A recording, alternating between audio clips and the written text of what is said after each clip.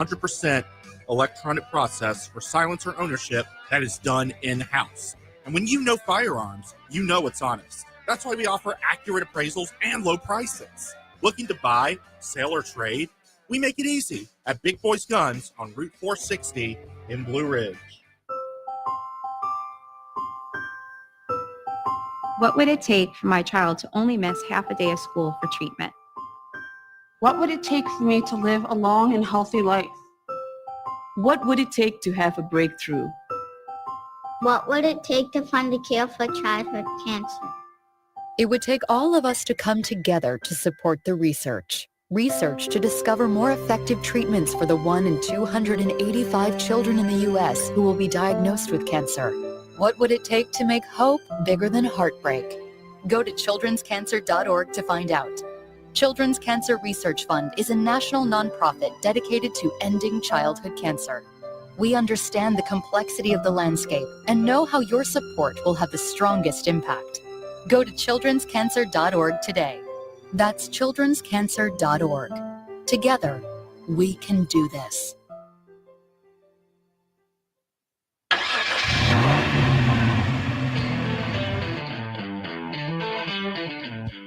You're stepping into the fast lane on the VTRN Sports app, 93.3 FM and 1320 AM Lynchburg, or by asking Alexa or Google Home, open VTRN Sports Lynchburg. Now, take the fast lane through the topics that matter across the Commonwealth. This is the Fast Lane with Ed Lane.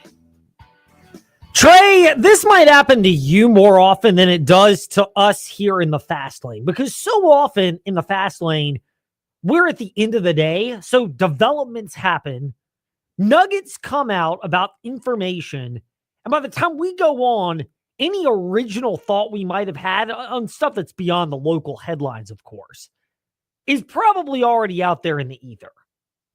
And yet, as Kurt would remind us, well, I should have known that the one moment today where we thought, or I thought, the royal we, hey, maybe we've got something. Adam Schefter had to tweet out, did you know, Trey, that of all these spate of Achilles injuries that have happened recently in the NBA playoffs, the common denominator for some creepy reason is that they all seem to be wearing the number 0. If you listen to the morning warm-up, I mentioned this. I've been waiting for my glorious Apple Podcast version of that to load. It's out now. Trust me. I made sure I hit the upload button. Can't wait. I will listen to it on the way home tonight with pangs of regret that I did not hear it sooner. But yes, the reality is one of the things we love about sports, as we mentioned on the InsaneRadioDeals.com Fast Take, for those that want to get a glimpse of what we might discuss early, Fast Lane, Ed Lane, or Trey Law VT on the socials to connect with us, Facebook, Twitter, Instagram. But the InsaneRadioDeals.com Fast Take, which, by the way, enter the promo code BARBERSHOP for select items, $5 off the already low prices like Lynchburg Hillcats tickets, dining options, food options, and other experiences at InsaneRadioDeals.com. But one of the things we brought up is the rawness and the realness. We're not rooting for injuries, of course, ever in the fast lane. Maybe outside the time when I was not mature enough to realize that it was a bad idea to root for injuries. Michael Irvin in Philadelphia, the prime example of that, ironically, since he played for the U, but also the Cowboys. But since I'm mature beyond that, and yes, I had to get my usher on for a moment, I've realized it's not cool to be rooting for injuries, and that when you do, karma often strikes. But the reality is there's still a level of admiration. Like if you look at this past weekend in sports across the board, but we'll start with the NBA as an example of this. I'm trying to remember, feeble memory as I might have, whether it was this past Friday in the fast lane or when I filled in with Trey on the morning warm-up with Trey Lyle, 7 to 8 a.m. right here on the VTRN Sports app. Thursday, but you might be able to check it out because... And guess what? We keep receipts. Right there. But it was when... I'm not new to this thought. I'll credit Gil Alexander, a VSiN contributor, Vegas Stats and Information Network, and of course we partner with them with different shows. The one after Trey's, the one after ours are both VSiN shows here on the VTRN Sports app. But Gil Alexander of that network has had Achilles tears in both legs and has said, calf strains are often a precursor to a ruptured Achilles. And when you start to play through the calf strain, the wear and tear is going to be more magnified over time. To which point, this happened last night with I think it was 18-16, 18-15 was the score, late first quarter of Game 7 of the NBA Finals. Halliburton's hurt right away when he fell. Of course, that strained calf, he's in pain, so emotional.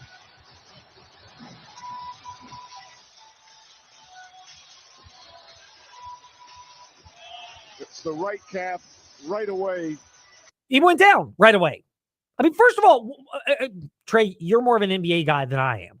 What's with the issue that broadcasters have? And Mike Breen is one of the best play-by-play broadcasters. I still think Marv Albert, to me, childhood lore probably factors into this, but, great when it comes to NBA Finals. But Mike Breen is called 2 decades worth, so clearly he's earned his stripes. But what's with, whether it's him or anyone else, there's a version to just saying it's an Achilles tendon injury. Like, if you've had one, and Gil Alexander documented this multiple times, and we referenced it on the socials last night.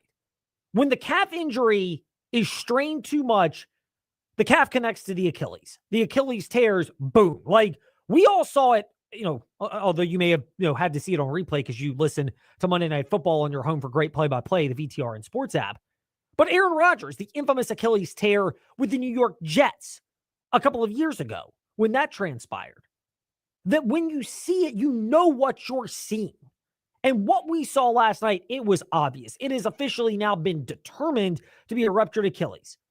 But Jason Tatum earlier in this playoffs, Damian Lillard a couple of years ago, not the number 0 in this case, but Kevin Durant, Aaron Rodgers, the one thing they all have in common is when they have ruptured their Achilles, it may be a calf strain that has been a precursor to it, but in spite of that, there's an Achilles injury that you can see it the moment it happens. Now, I will say this. I admire Tyrese Halliburton for giving it a go and seeing if he could play through. Like, this is not... When Kevin Durant suffered his Achilles injury, it was in the NBA playoffs, but it was not a win or go home for an NBA championship like last night.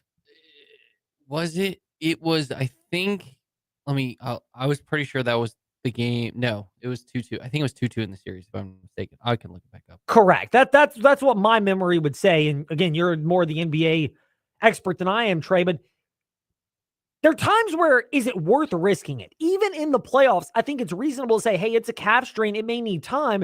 And as a result, maybe you don't risk it. And if we get eliminated, we get eliminated. Last night was different.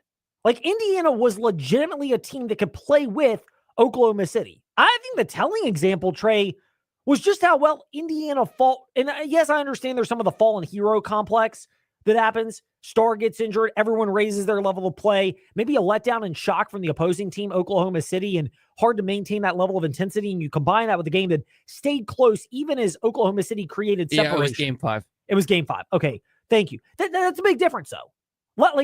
Maybe I'm off base, Trey, but like last night, I get it. And I think if anything, it's just what we admire about sports. Like, you've got a guy who's clearly compromised on the calf. We're at the point now where, again, maybe the public is just starting to realize this, but I'm pretty sure NBA players know this, given the volume of calf to Achilles tear, injuries that have transpired, one morphing into the other. And just now in sports in general, with that little segue that has become a reality. When it's your job and your livelihood for these athletes, they're well compensated for, but still the livelihood, this. The public is becoming more aware of it, which I think, if anything, it ought to give you an appreciation for what we saw last night. Tyrese Halliburton went into that game knowing he could suffer a devastating injury, which he did. Still was willing to roll the dice to see if he could deliver a championship for Indiana. And in spite of that, they tried to raise their level of play. You kind of knew at that point, like, this was going to be just Oklahoma City, one of the best teams defensively in the NBA, was going to grind it out. But I think this past weekend, that was one of the examples, Trey, that I think you just have to take a moment. I know we say this a lot, but appreciate what these athletes are willing to do to risk their injuries and to risk themselves, knowing that Tatum probably, Halliburton certainly, 12-month injuries, you're not likely to be back at all for next year, including the playoffs. So, you're willing to risk another missed season and maybe more time if it takes to really fully recover from something like this. I think that's what's all the more impressive about one of the things last night in the NBA Finals.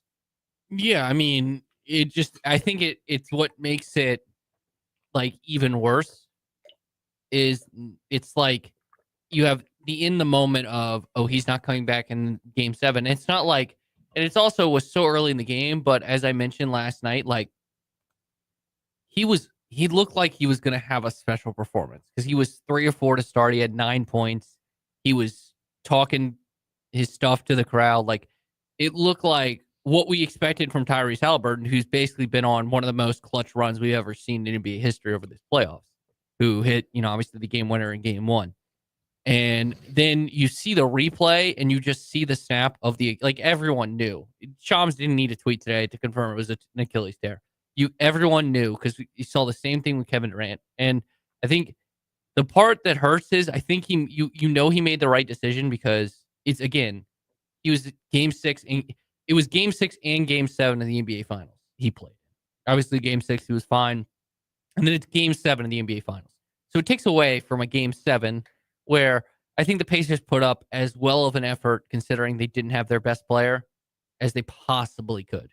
They got it within 10, and then they just couldn't get over that hump. And I feel like if they had Tyrese, maybe they get over that hump, or at least make it like a one-possession game late.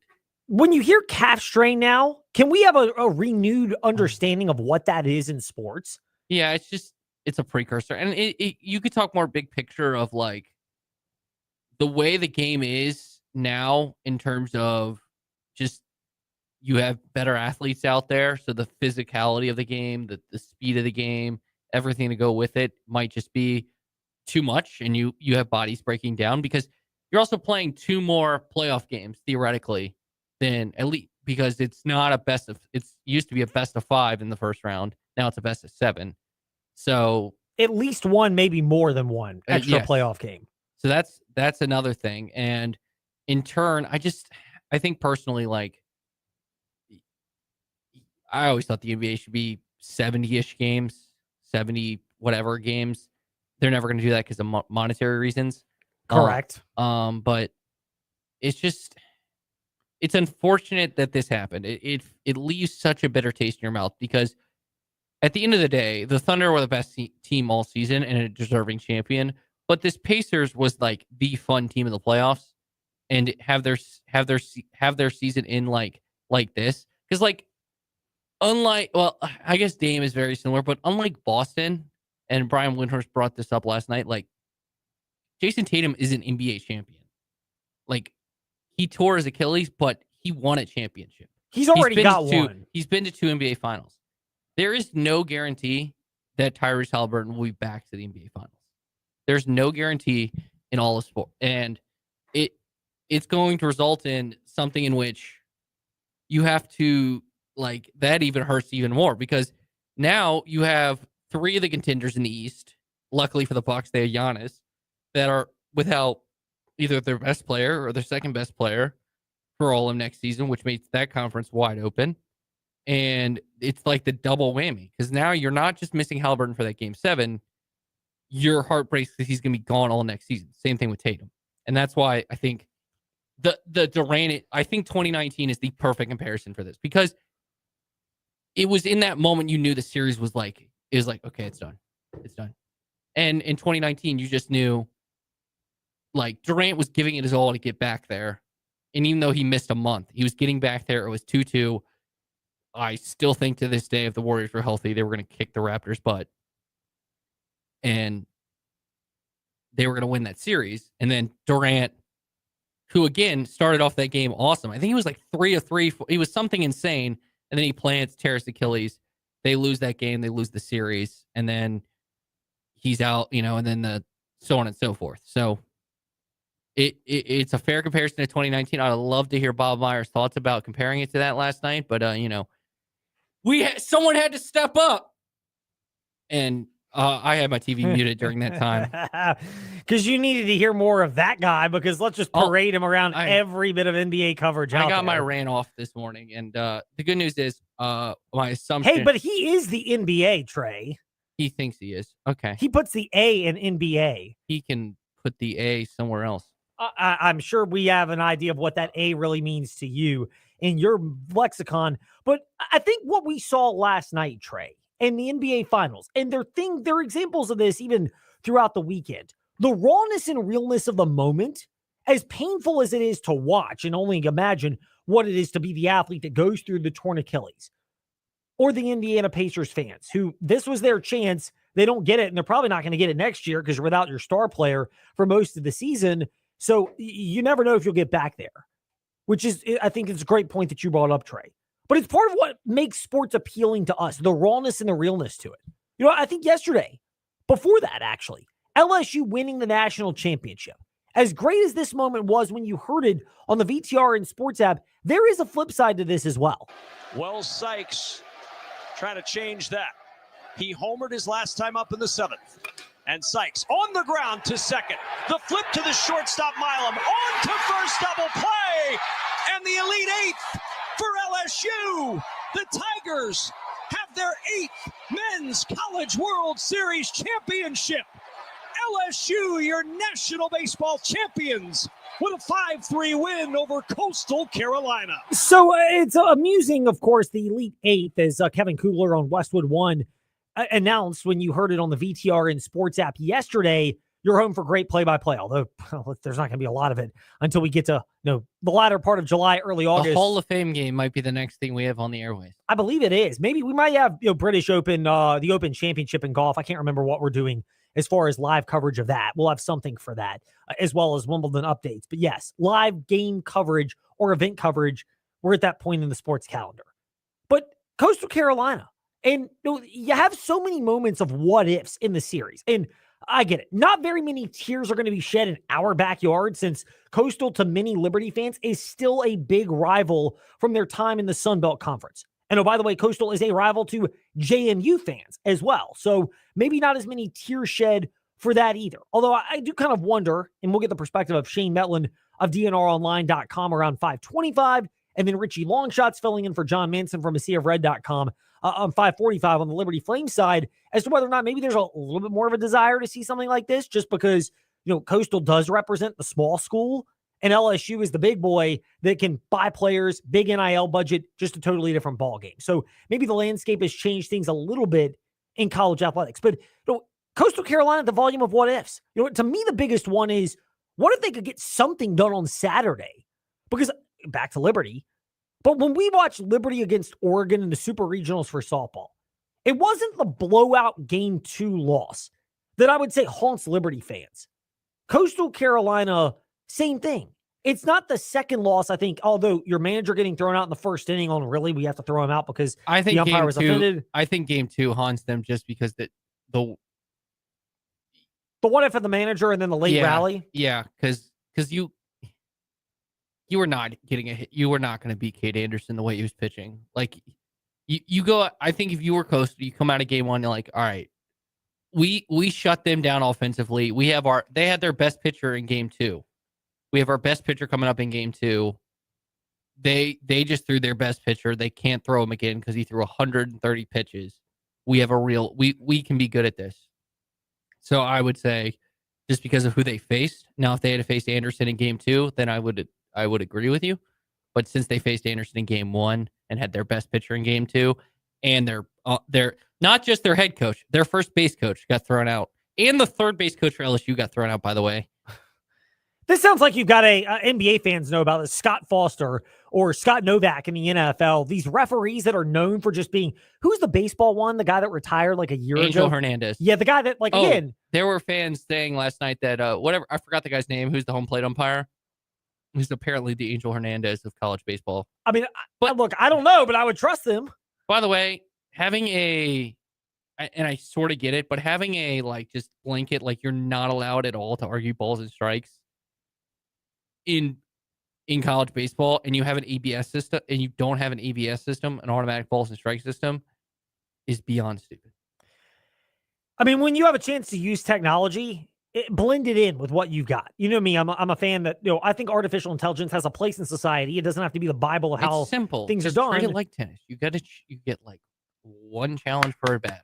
My man, tennis. Yes, the analogy where they got the Hawkeye replay system. That's the system they use. It's the same one in tennis. Correct. It's the Hawkeye replay system, which is not 100% accurate, but it's close enough in tennis. And in clay, it's a little bit easier to realize the ball may have just not bounced on the line, like the line may have called, or maybe it did. There's certain ticks in tennis that give it away versus other sports. But, again, we love those moments in sports, the what ifs for Coastal Carolina game one. I can see your point, by the way. I still think you have to try to find a way to win the closer ball game, the 1-0 game. But if it was 2-1 even, it's different because it means you got something done offensively versus a 1-0 shutout when Anderson was on fire. That's a pro caliber pitcher. I can see your point to that, Trey. Even NASCAR over the weekend. Maybe a future Washington National with the number 1 pick in the draft. I mean, at the rate things have gone with the Nationals and the rate things are going, I don't dispute that at all. The last guy they took 1-1 as a pitcher turned out to be pretty well in Steven Strasburg.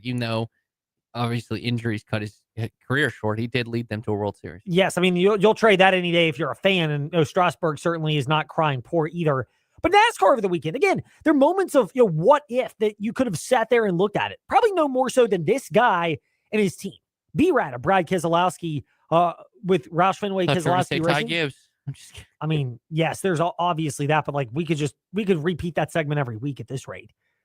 But Brad Keselowski had the pit road snafu where he came down when the light was red and you're not allowed to do that, so he had to serve a penalty, fought his way back into the top 10, and they still had to get creative on strategy. I don't blame him for doing that. Again, you're going for the win. We talk about that in NASCAR. We love it when drivers and teams are willing to do that.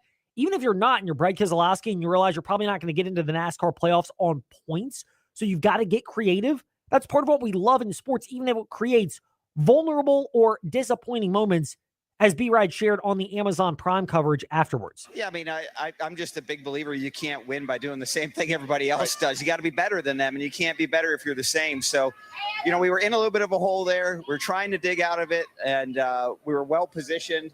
I don't know what that last yellow was for, but I wanted to strangle whoever it was. But, it is what it is, and you catch the bad breaks, you got to make it. SVG, Brad, SVG. Right. He's a little bigger than me. So. He would. No, you don't want to choke that fella. I love the humor. And by the way, I'm sad to see Amazon Prime's coverage ending. I thought they really did a fun job with their extended. It's a lot of crossover with the TNT crew, which is a good positive thing. I would agree with you, Trey. And Dale Earnhardt Jr. is part of that, which, my thoughts on him as a driver, a little overrated when it comes to how people think of Dale Earnhardt Jr., the driver. But when it comes to Dale Earnhardt Jr., the broadcaster, and the overall product that he's put together, it's very good. And NASCAR brought that out this weekend. And so you've got those moments of regret from someone like that. Or even on the other side, Denny Hamlin afterwards, who, at this point, he's locked into the NASCAR playoffs.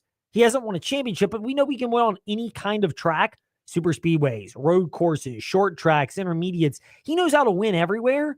I love the strategy of just being a veteran that Hamlin is. As he mentioned to frontstretch.com after the race, just seeing if Chase Briscoe, who ended up winning the race and was his teammate, would run out of fuel. I thought he was going to run out, so I really didn't press too hard early in the run because when the speeds are up that high, you're just not going to get around somebody, unless they completely blow the corner. So at that point, I'm just trying to save my car, but keep him honest, and just couldn't quite get close enough to not allow him to save fuel. And it's just, that's the way it breaks. I mean, if the race goes green, he definitely is end up short because, that caution came out, but that's how they came out so far ahead on that green flag sequence. And I thought he was so far ahead. I was like, man, there's no way they got as much fuel in it as what we did. But, that's the brakes.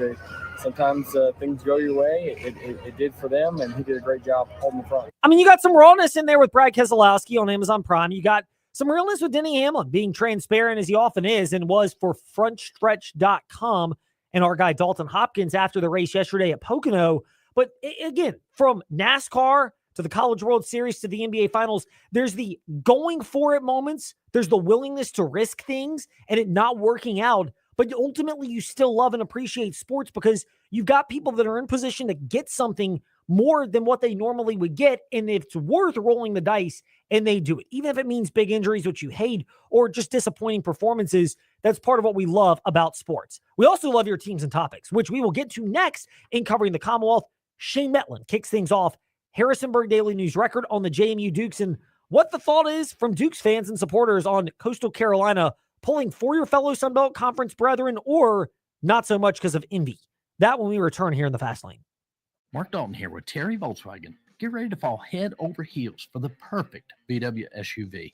One size doesn't fit all, though, and that's why Volkswagen has an SUV for everyone. From the compact and affordable Volkswagen Taos to the tech-packed Tiguan and the spacious Volkswagen Atlas. No matter which one fits your lifestyle, you'll love the comfort, performance, and safety. Stop by Terry Volkswagen on Forest Road in Lynchburg or check us out online at terryvw.com. Terry Volkswagen. You'll love our cars.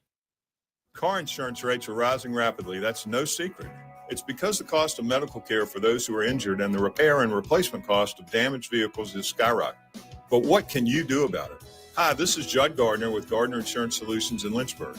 We've been helping Central Virginia drivers purchase the coverage they need at affordable prices since 1993. Talk with us before you pay again. We represent numerous companies and have many cost-saving strategies. Gardner Insurance Solutions, 434-316-5433. Have you looked at your home's exterior lately? Do you see faded siding, paint peeling, and wood rotting? Windows that are impossible to open and close and gutters falling off? Call Collins Siding and Windows to transform your home's exterior and save you money on energy costs. Dreaming of a new porch or sunroom? Collins can do that too. Since 1989, Collins Siding and Windows has been transforming homes in Central Virginia. Roofs, windows, siding, gutters, porches, decks, and sunrooms. They can do it all. Call Collins Siding and Windows today, 434-525-6307. Do you know what a cold climate heat pump is? They're a new generation of heat pumps from Tara Lee Mosley that provide substantially more heat than traditional heat pumps, even when it's 5 degrees outside. This means your electrical auxiliary heat runs less, saving you big time on your electric bill. And with the recent spikes in electric utility rates, that's crucial. Plus, these new heat pumps qualify you for a $2,000 federal tax credit. Contact Tara Lee Mosley for more info on the new cold climate heat pumps. This fall, Saturdays belong to the Hokies. Oh, and these Hokie fans are going crazy here in College Town, USA. Lane Stadium, electrifying, iconic, the best in college football. Oh, you'd have to be here to believe it. Built by tradition and fueled by passion. Breaks free at the 10, to the 5, touchdown Tech, where every roar and every cheer brings you home. Are you ready to start jumping? Tickets on sale now. Visit Hokiesports.com. This summer, you could go to the pool over and over and over. Or you could scuba dive in an aquarium, a lake, or the ocean for some of the most majestic views imaginable. I'm Chuck with AquaTrek Adventures. Our Try Scuba classes are a perfect way to help you decide if you're ready for scuba certification. When you are, we have classes that can get you certified in just a few days. Your next adventure awaits at AquaTrek Adventures, 30 Mill Lane in Salem, and online at aquatrekadventures.com. Head to lynchburg-hillcats.com to lock in your tickets for the Lynchburg Hillcats this season. Now here's VTR in Sports. Hey gang, this is Bud Foster, former defensive coordinator for the Virginia Tech Hokies. You're listening to The Fast Lane with Ed Lane and Trey Lyle. Join the chat at Trey Lyle VT and Fast Lane Ed Lane on Facebook, Twitter, YouTube, and Instagram. Which way are you going? We will ask that question right now in part 1 of covering the Commonwealth.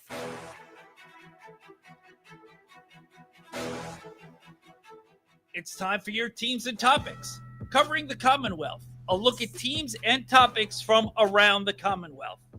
Let's start with the JMU Dukes. Shane Metlin covers them for DNRonline.com. And it's Shane_DNR Sports. He's with us here in the Fast Lane. Shane, from JMU fans and supporters, and those within the JMU Dukes baseball and athletic programs, what was the sentiment watching Coastal Carolina, a Sunbelt Conference rival, battle Big Boy and Big Buyer LSU in the College World Series? Is it they may be a rival, but they're one of us that we're supporting them? Or is it go Tigers and go a different version of kind of gold and purple? Go Tigers. Trey, reprimanding me for not getting it correct. I've got to confess that I did it wrong here in the Fast Lane. What was the sentiment, though, amongst JMU supporters watching this matchup? I think the first sentiment was Well, probably cheering for Coastal in this case. Those two fan bases don't necessarily get along a lot, but I think there was a little bit of Sunbelt pride, and just like, these group of five and mid-major conferences like kind of are getting pushed out to a degree of these kinds of opportunities. So I think everybody was pretty happy to see it happen. The flip side of that is probably less like rooting against Coastal, but a little bit more, okay, so why isn't JMU's baseball program a little bit more competitive if you can win a national championship, or at least be on the cusp of winning a national championship in this league? Yeah, I mean, that's the one question. You brought this up with your colleague Katie Harper regularly on Purple and Bold podcasts. Facilities. How big of an impact has that been in JMU's quest to get to the level of a fellow rival like Coastal Carolina? Yeah, I mean, I think it's a little bit of it. I mean, you look at what Coastal did with their baseball facilities and stadium and everything, like not too long ago, less than a decade ago, and they've got a really nice place with the great indoor hitting facilities and things like that.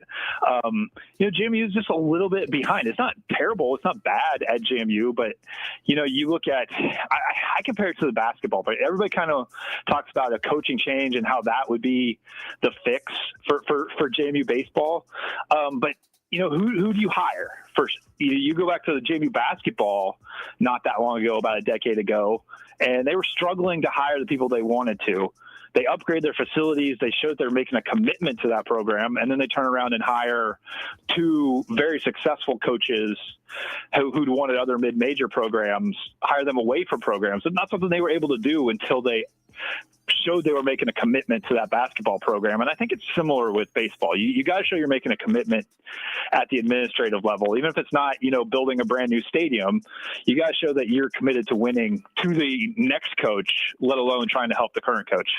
Shane, you've been all over this possibility of the Sun Belt losing Texas State to the Pac-12 or whatever they're calling it now that they've got a media rights deal. You've had updates at Shane_DNR Sports on social media. And then the idea about Louisiana Tech, and then David Schultz is a great reporter. I like the guy's work a lot, but you were the one who really helped bring to light his report that Louisiana Tech is being blocked from joining the Sun Belt Conference. Where does this end up with how the Sun Belt looks in light of a potential round of, this is not earth-shattering realignment at the top levels, but there could be more realignment coming?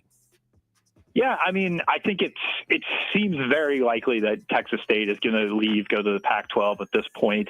It's an interesting situation because normally, we're used to, Oklahoma and Texas are leaving the Big 12, and those are the big brands, and those are the best teams, and that's really hurting. This Texas State exit is a little bit interesting because they're a good program, they're solid, but it doesn't necessarily hurt the Sun Belt that much to lose Texas State on a financial level, on a competitive level, especially if they can bring in like a fairly solid team. I think Louisiana Tech, I haven't gotten the sources that David did that like they are blocked, but I don't know if they're clear-cut number one, which is what some of the original early reports were.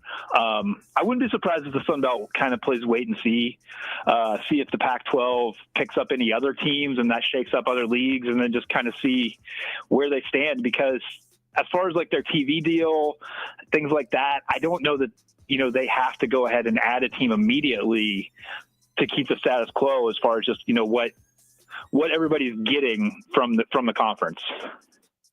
Shane, great chatting with you today. We will direct our listeners to Shane_DNR Sports, DNRonline.com, and Purple and Bold podcast with your colleague Katie Harper and you discussing JMU recruiting. We'll hold off on that for another week or two because, frankly, the dead period's here, but that means a lot of these official visitors from the last couple of weeks will start to make their decisions. So we'll hold off on that. We'll direct our audience to your other platforms, but we appreciate your time today in the Fast Lane. All right, thank you. Shane Metlin with us here in the Fast Lane. Now to UVA. With Jerry Ratcliffe.com founder and contributor Jerry Hootie Ratcliffe. Hootie, always good to be chatting with you. We'll start off with football. Dallas Brandon, a top 100 athlete, linebacker from Charlotte, North Carolina, the latest to commit to UVA, and they've had a rash of these football commitments after visits during the month of June. Is this real tangible momentum that Tony Elliott and his staff are building? Is this just they've got money to spend now? How do you assess the fact that it sure looks like for the first time in a while there might actually be some momentum around UVA acquiring players? certainly appears to be that way, Ed. I mean, they did a great job in the transfer portal, one of the top 25 classes in the country.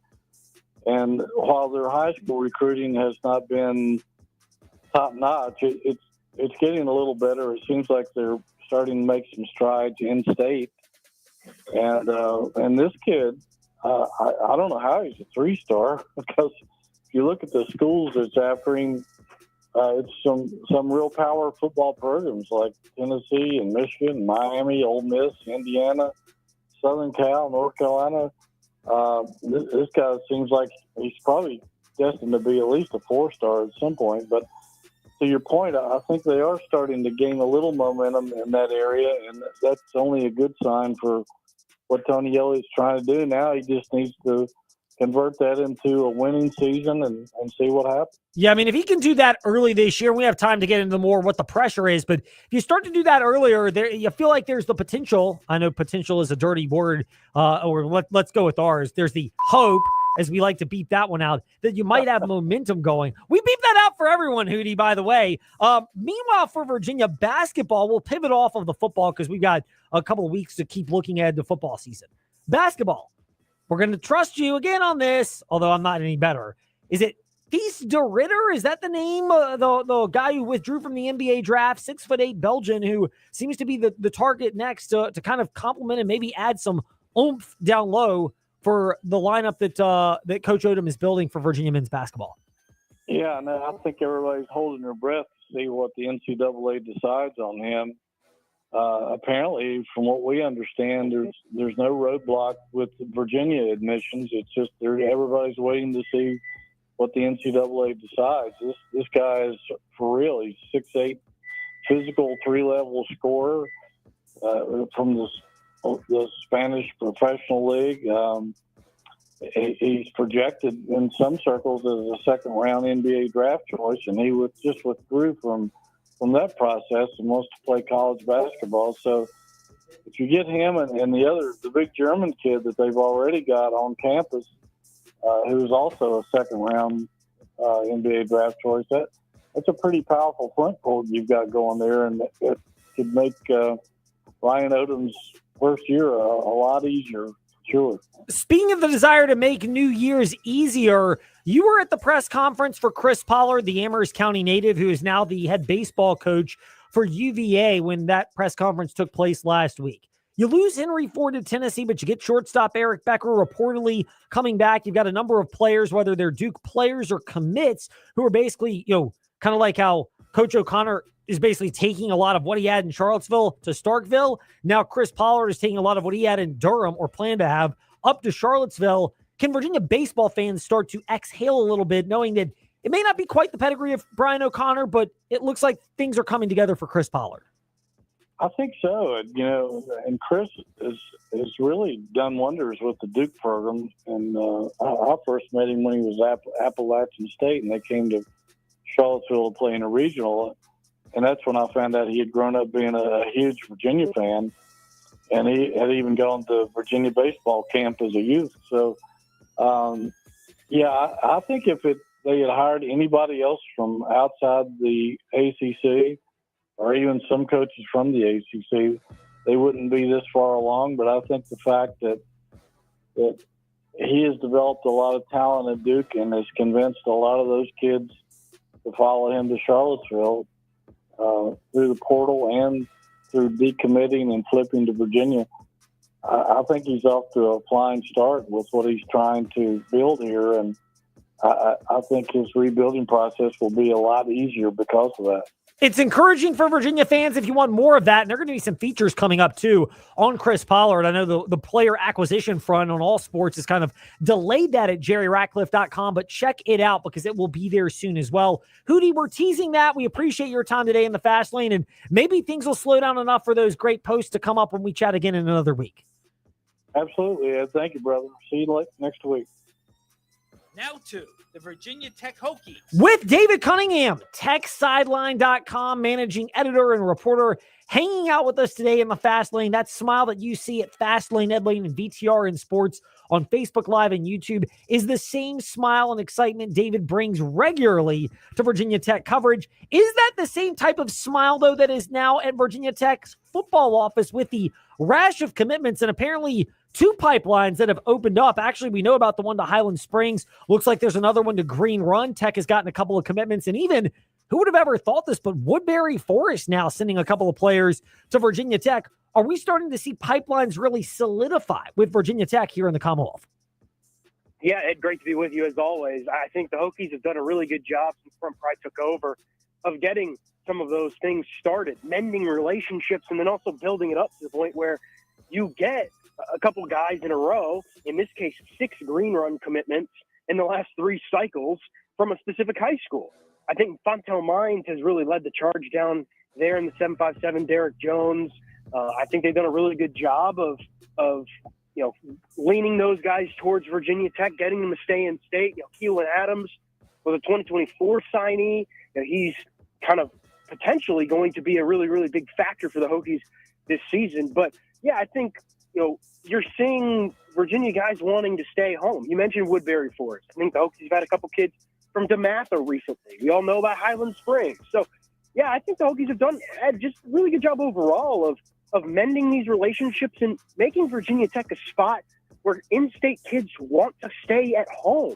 We've seen so much of guys like Antoine Powell-Ryland coming back in-state after transferring out, but I think if the Hokies can do a better job of keeping the better in-state talent at home, man, we're talking about some pretty good in-state talent that we could be talking about playing for Virginia Tech. And I think this is kind of just working its way in that direction. Yeah, that's a good point, David, and it's one that's worth monitoring. I mean, the top 2, 3, 4 guys in Virginia that go out of state, it may be NIL influenced, and at that point, it's kind of out of your control in terms of what you have, but the rest of it seems to be a good indicator for Virginia Tech. Does this just increase the pressure? I know we'll get into this at the ACC football kickoff in a couple of weeks, so we'll have a chance to. But initially, does this increase the pressure that for Virginia Tech, you really would love this season to be a level of progress from last year to where you can justify keeping this staff around, they can justify it, and more importantly, it shows that you've got things that you're selling to players to stick around as well? Absolutely. Everybody wants winning, Ed. Winning fixes everything.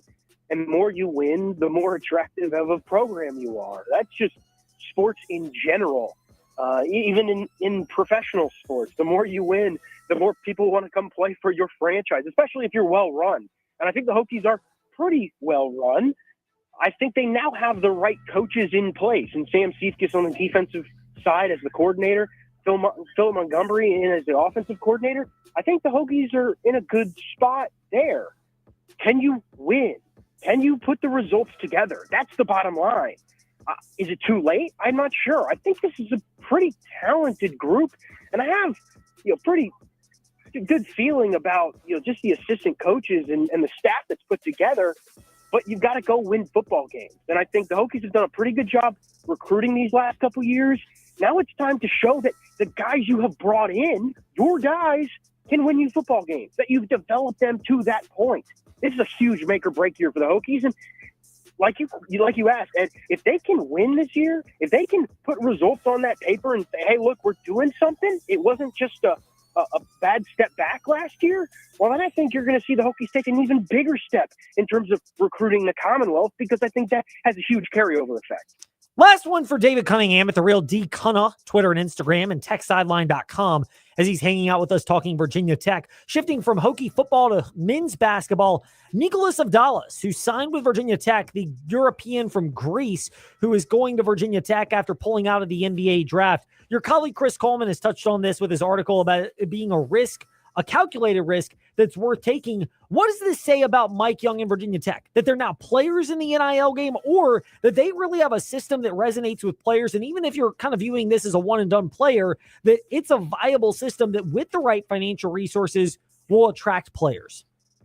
And I've said this a lot previously, that it felt like last year, from what I was told from somebody around the program, that Mike Young was essentially trying to drive in a NASCAR race with a go-kart engine. They just didn't have the funds. They just didn't really have the support. As much as those in athletics might try to hem and haw about it. That's just the bottom line. We've talked about this over and over at Tech Sideline. The Hokies are in a much, much better position this year, and it shows with this commitment. But what Mike Young did this offseason was fantastic, and this commitment from Abdallah is the icing on the cake. It all goes back to connections, Ed. That Chester Frazier addition, coming in as associate head coach, to put it plainly, he grew up with Rudy Gay. Rudy Gay's agent is the same guy who represents Abdallah. That's the connection. Who else in the country would have a connection like that unless you know the agent, right? So I don't know if this is really going to open all these doors for international recruiting. I know the Hokies want to focus more on the international game, but the bottom line is Mike Young won the offseason by doing all of these little things right, by hiring Chester Frazier, by getting in the right guys. And then this is the huge splash. And Chris Coleman wrote about it. You can find that on TechSideline.com, a calculated risk worth taking because, yes, the Hokies were already going to have an improved roster. But, man, if you could get this splash in the pan from Neokos Abdallah, who had a second-round grade for the NBA draft, man, you could hit a home run. And the Hokies did exactly that. And, Ed, you can tell in Mike Young's body language when he spoke to the media last week, man, the Hokies are in a much, much better position heading into this season than they were last. We're in a better position with Tech Insight because David Cunningham has brought us that today from TechSideline.com. D-Cunna, the real D-Cunna on Twitter is what we should officially say. David, thank you for your time. Always good to chat, and we'll chat again in another week or so. Sounds good, Ed. Talk to you soon. David Cunningham with us here in the Fast Lane. When we return, I have no clue what kind of insight Richie Longshots is going to bring. 97 degrees and on the golf course is where he was today. He braved the elements. What's left of him, we'll find out when we return here in the Fast Lane. Get more at the Used Car Superstore on the Sheeler Motor Mile, your premier used car dealer serving Southwest Virginia and surrounding areas for over 50 years. With more selection, more value, and more finance options. Plus, your trade is worth more. Get the best selection with more Hondas, more Hyundais, all your favorite makes and models. Over 900 used vehicles in stock now. That's way more than any other dealer in the area. Volume selling means volume pricing, and we've got the volume all in one location on the Motor Mile. The Used Car Superstore is your one stop for cars, trucks, vans, and SUVs. Many have miles in the teens, remaining factory warranties, and some are even local one-owner vehicles. Plus, Sheeler owns the finance company. Getting approved for credit is easy on the Motor Mile with financing options for every budget. We finance your future, not your past. You're a valued customer and not just a number on the Motor Mile. Get more with straightforward pricing and more inventory arriving daily. Over 900 vehicles on the lot ready to choose from. The Used Car Superstore on the Sheeler Motor Mile. I-81 exit 118C in Christiansburg. Call 866-SHEELER1. Always open at Sheeler.com. Big Boys Guns can thankfully say we serve Central and Southwest Virginia as we've done for over a decade. We've learned some people know exactly what they want, while some prefer a helping hand. That's why our staff won't judge your knowledge. We're just excited to greet you and help you in finding that perfect firearm or accessory, because everyone is at a different stage of responsible gun ownership. Our advice is free, and we even have concealed carry classes. When you're ready for responsible gun ownership, come see us. Big Boys Guns on Route 460 in Blue Ridge. Car insurance rates are rising rapidly. That's no secret. It's because the cost of medical care for those who are injured and the repair and replacement cost of damaged vehicles is skyrocketing. But what can you do about it? Hi, this is Judd Gardner with Gardner Insurance Solutions in Lynchburg. We've been helping Central Virginia drivers purchase the coverage they need at affordable prices since 1993. Talk with us before you pay again. We represent numerous companies and have many cost-saving strategies. Gardner Insurance Solutions, 434-316-5433. Since we've been advertising with the Virginia Talk Radio Network, we've grown at Executive Maintenance, and we need more help. Are you a hard worker looking to earn some extra money? Executive Maintenance would love to speak with you. We're adding honest, trustworthy people who have their own transportation and a good attitude. We'll check your references, so make sure you're ready to bring the right attitude to Executive Maintenance. If you bring that, then we'll bring you up to par with the skills needed to excel. Call us today and learn more at executivemaintenancelynchburg.com. Experience, reputation, growth. These are what make Brownstone Properties the area's most trusted property management company. With the recent addition of 15 new communities at Smith Mountain Lake, we have expanded our HOA portfolio to over 80 communities across the region. Combine these with over 2,500 residential units, and it's easy to see why our reputation and business continue to grow. Let our experience work for you. Visit us today at brownstoneproperties.com or 3720 Old Forest Road in Lynchburg. Join the Lynchburg Hillcats at Bank of the James Stadium this summer for any of your favorite nightly promotions. New this year are Senior Sluggers Tuesdays, where members of the Silver Sluggers Club get in free. Wednesday is Winning Wednesday, where purchasing one ticket gets you into every Wednesday game the rest of the year. As always, we'll have Thirsty Thursdays and giveaways and fireworks on the weekend, and free admission for Kids Club members on Sunday. Get your tickets today at lynchburg-hillcats.com.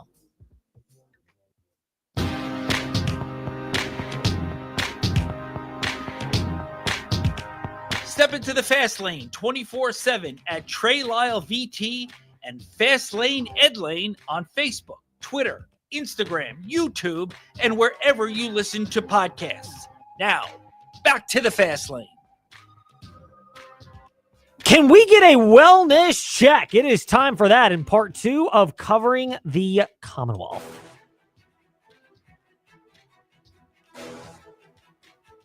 It's time for your teams and topics. Covering the Commonwealth, a look at teams and topics from around the Commonwealth.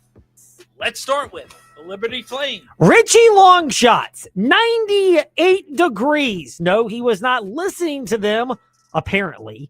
But he's disconnected. He at least is aware enough to know that he's disconnected. So our wellness check can be amended and adjusted. But for the sake of amusement, I mean, look, as an M-Town guy, for those watching, I'm putting the M down. Yes, gang symbols used to describe Memphis, Tennessee on this edition of the Fast Lane.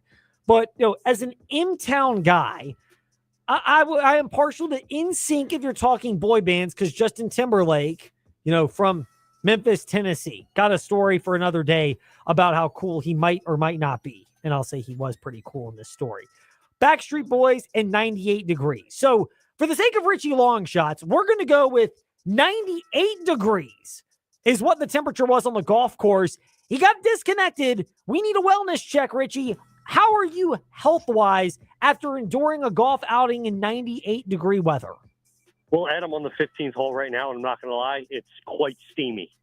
I have a wager with a buddy. We have a beverage on the line, and I got a putt. But I'm going to try to fire away with one hand, but I think I can make it. Ready to talk Liberty football. That is some real talent there. Speaking of on fire, Liberty football, they had visits earlier this month. When you see the volume of players that are committing to Liberty, and then the fact that it looks like a lot of these players are players that they need developmental work, but maybe have been kind of lower end Power 4 guys. Instead, they're going to Liberty. Am I reading this correctly? That, let's not kid ourselves, they're not getting like top 100 recruits, but they're getting guys that seem like they've got upside, and now you just trust the coaching staff to be able to utilize their skills to develop them. Well, I think when you look at this coaching staff, they've done such a great job at developing players. Yes, we are in the transfer portal era, but when you look at what this staff has done to get players into the NFL, into the CFL, into the UFL, XFL, whatever the Rock is calling it these days, they know how to put players in the right position to succeed. So players know that. That is something that is important. If you look at NCAA 25, 26, pro potential is a piece. And I'm sure it's the same way for players in the real world, that they're looking, right, how can I end up playing football at the next level? And Coach Chadwell and company have done a good job at ensuring that's a realistic scenario. Well, you also look at that, just the ability for Liberty to identify what they're looking for in players. Defense in particular and the offensive line seem like they've been points of emphasis. How much does that go into the fact that, if you're talking about quarterbacks, you might have a chance to get a bounce back, and we've seen Liberty go with that a couple of different times. Malik Willis, kind of the most noteworthy. Caden Salter was another one of those where, they were Power 4 quarterbacks that ended up landing at Liberty. But there's the flip side to that, where it's what they're going for on defense. It seems like guys that really, they believe they can build up physically as well as the other side to develop them. Yeah, well, I always say the road to redemption runs through Lynchburg. So you're going to get those players that are coming to Liberty for an opportunity. But at the same time, there's going to be players, especially on the defensive end of the ball. I think so often we lose sight of, all right, who are the defensive stars of a football team? And Liberty has done such a great job. You look at Green, you look at Reese, of the players that have made names for themselves. Joe Carter this year coming back. I forget the player that got drafted almost got drafted a couple of years ago. They're putting players out there on the defensive side of the ball to succeed. Now, you can look at the numbers. You could say Liberty defense, an area that they're going to focus on this year. And I think that the recruiting, both high school wise and the transfer portal, has shown that, that's a priority for this staff. And they're trying to put the right players to fix kind of what happened. It's similar to me a little bit that second year with Malik. Malik popped in 2020, and then 2021, everyone was like, what just happened with the defense? Similar last year, coming off of the Fiesta Bowl the year before, and then this year's kind of like, all right, what happened with the defense? So it's you look at, hey, it bounced back in 2022. I think we could see the same thing happen now in 2025. We'll get a thought of the thoughts of Ian McCall this Wednesday in the Fast Lane. It'll be our version. John Manson, your colleague at theseaofred.com, has got his Q&A that he's dropping with Ian McCall. So we're going to try to ask, there'll probably be some overlap, but some different questions on that as well. So we'll pivot from that to basketball. Kyle Rowe returns as an assistant coach. They got Stelios Suzukas, who's I'm mispronouncing his name, and I went to school with him at VES, which is a shame on me moment here. But they've got guys that have familiarity with Richie McKay. The detractors would say, oh, they're going back to the well. But how much is last year something that should ease the minds of those detractors, Richie? Because Richie McKay last year mentioned that, hey, we saw it. They changed. They were more fast-paced. They embraced the transfer portal. This is a coach that is still, even though he likes familiarity, you still have to be willing to evolve and be willing to go with his evolution to be a part of his staff. And Richie McKay, and I love Coach Chadwell, but there's no other coach I have trust in than Coach McKay. The way, as you said, he was able to adapt to the transfer portal. When you look at what other schools are doing, bringing back grad assistants, to kind of learn the lay of the land, to get that opportunity to one day, maybe be a head coach back for that program. Look at Duke and John Shire right away. A lot of the big programs, those players that are salt of the earth, the coaches, guys, they're coming back to learn from them because that's where they've made their bread and butter. So to get a guy like Kyle Rowe to come back and be part of the program, I think it's just setting Kyle up for a lot of success long term. At the same time, it's setting up Liberty for long term, where, hey, I have no idea who the next coach is going to be after Coach McKay decides to call it. But hey, it's one of those things that you look at, hey, is Kyle Rowe the kind of guy that you would trust with your program? Yeah, he 100% is. So Richard McKay does a great job at seeing what the college basketball world is around him and figuring out the way to adapt that to Liberty with Liberty's style, Liberty players, and Liberty's culture. Richie Longshots with us here discussing another Richie. We love the names, Richie Longshots, Richie McKay. It's a winning name, and we're glad to get some of that insight today in the Fast Lane. Richie, thank you for your time. You probably have already sank that in one putt, so we appreciate your being generous enough. It took me 2 putts, Ed. I hope I made sense. You did. It Good.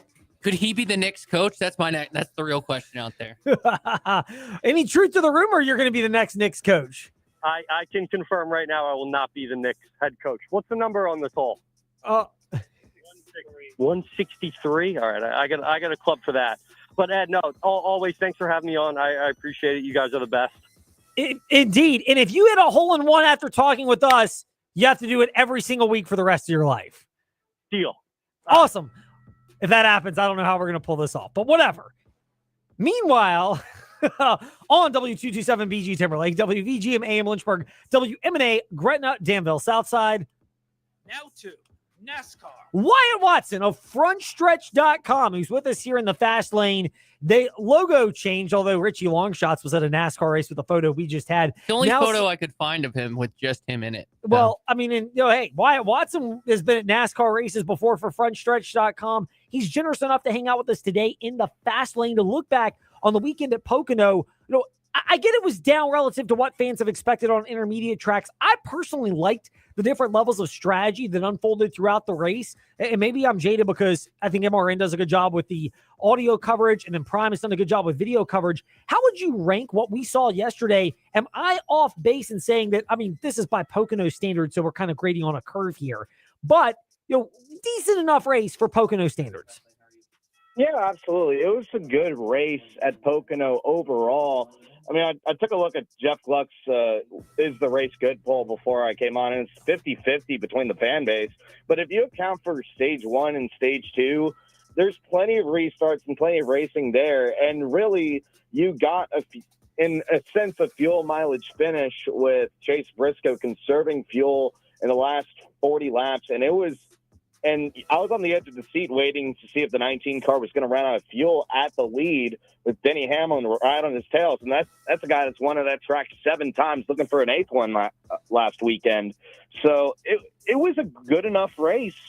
And for Pocono standards, like Denny Hamlin himself said in the Gen 6 era that this track itself is impossible to pass at. And you have the car that we got now, it's already impossible to pass with the dirty air.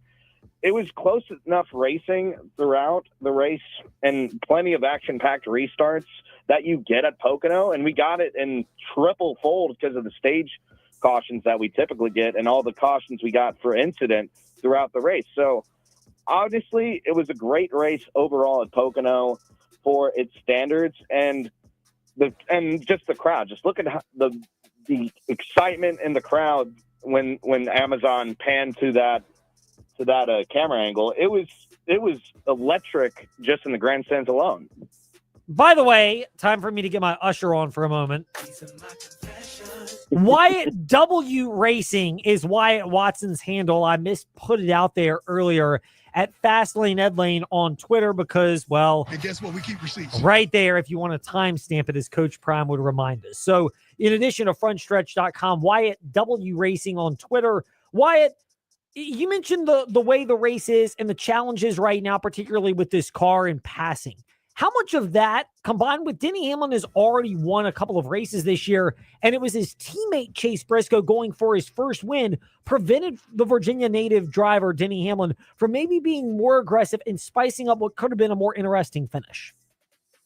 Yeah, I mean, you gotta admit, if that's not his teammate Chase Briscoe, who needs a win for the playoffs and to avoid any possible other driver to pass him with wins, then yeah, absolutely. Denny Hamlin might put a little bit more pressure on the 19 car, but I truly believe that Chase Briscoe himself had the pace in that 19 car, and with the clean air, of course, too.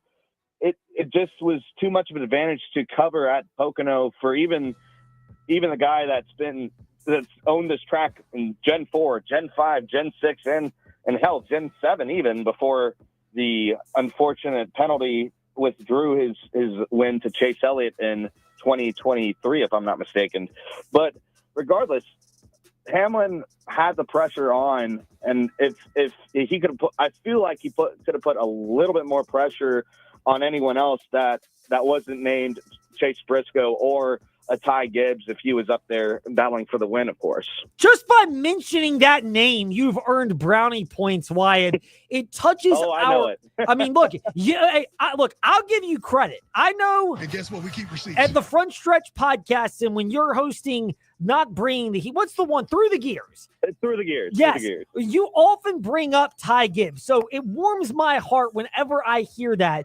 But is the pressure greater on Ty Gibbs now because he's the only Joe Gibbs driver and they are one of the 3 premier organizations in NASCAR? He's the only one at that organization who's not gotten a win. Is it greater for Gibbs, or is it still greater for, guys like Brad Keselowski and Chris Buescher who need to win their way in, for Bubba Wallace and Tyler Reddick, who are extensions of Joe Gibbs with 2311, although there's the lawsuit, or even a guy like an Alex Bowman who would like to get to victory lane this year for Hendrick? Where is the pressure greatest now that Chase Briscoe has scratched his name off the list of drivers who need to win this year? Well, you mentioned Brad Keselowski. I mean, he had a rocket ship at Pocono this week. His teammate Chris Buescher was fighting for wins not only at Pocono, but also his runner-up finish at Michigan. I think Chris Buescher's kind of in the same spot he was last year, hoping people don't win, and he is on the bubble trying to make it in on points, and he can certainly do that. But Brad Keselowski is win and he has to get the win now. He's sub 30th in points now in the 6 car, or he's on the teeter of 30th in the points. Now, but Gibbs is a close second for me, though. And in terms of course, in Joe Gibbs Racing, he has the spotlight on him for his team. He's much farther in the points. He's not going to point his way in, it feels like, although it's been kind of close in that battle if he gets consistent runs in the next 9 races. But you can't bank on other drivers like a Chris Buescher, even a Brad Keselowski, hell, even a Carson Hocevar getting a win in the series right now, because and especially going into Atlanta, a super speedway race, anyone can win that race. So if you're Ty Gibbs, I feel like you're also in the win and you're in conversation right now. But right now, Brad Keselowski, out of all of them, sub 30th in points organically, he needs a win badly at Atlanta.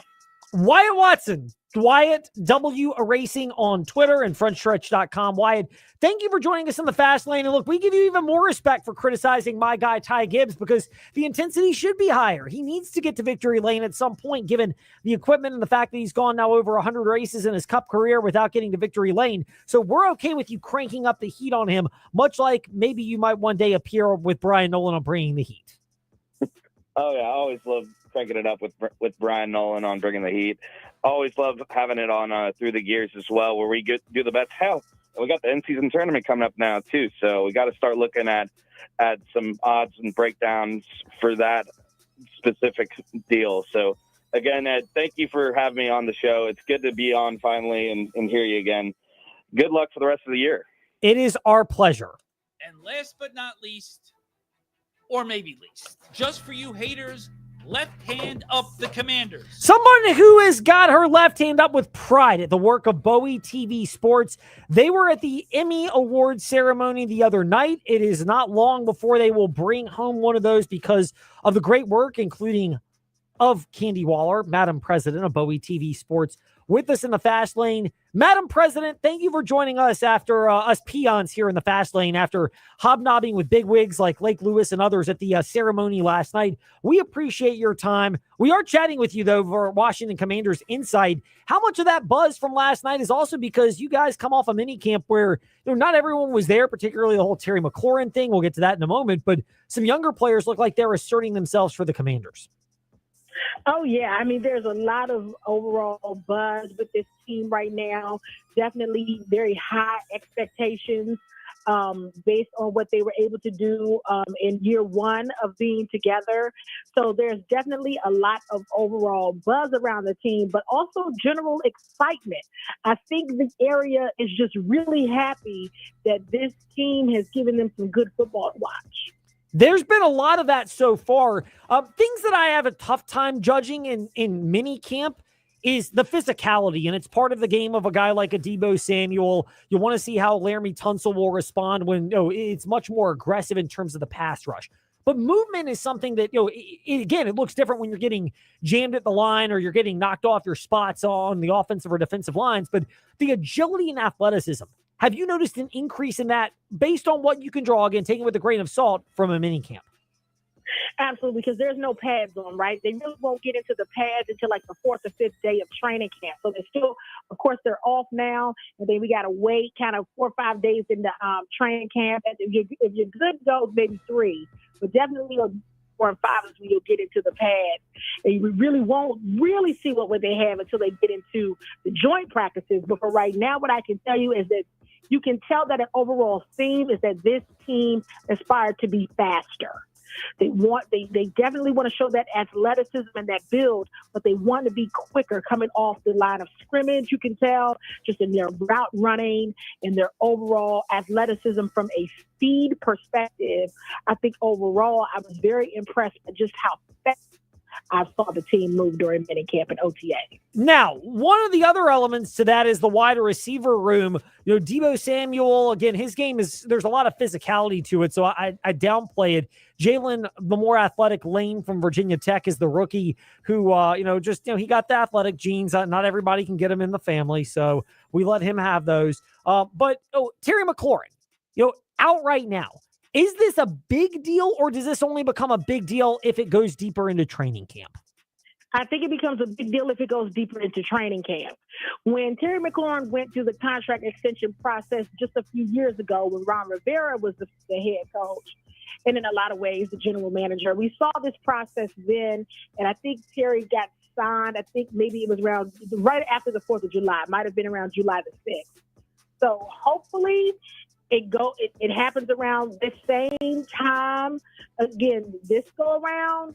But if you see this go into too deep into training camp, then it's kind of like, okay, what's really the holdup here? You know, what really is that kind of contract stipulation that the two sides can't agree on? So hopefully this gets done well before training camp so that that's not an ongoing conversation and an ongoing challenge as the team continues to gel. Candy Waller, Seawall SE on Twitter, Bowie TV Sports, Madam President here in the Fast Lane. Seawall, thank you for your patience as we often run late and long Mondays in the Fast Lane. We're glad to chat with you all the time. We appreciate it. And we're about a month away from this getting real and having a lot more of these. Absolutely. I'll be talking to you guys again soon. Candy Waller with us here to wrap up the Fast Lane today. I think they're already in a commercial break on Make It Rain from VSiN, but we go there right now and are back tomorrow 5 to 6, more likely actually 5 to 6, right here on the VTRN Sports app and VTRN Sports on Facebook Live and YouTube. You love what you find.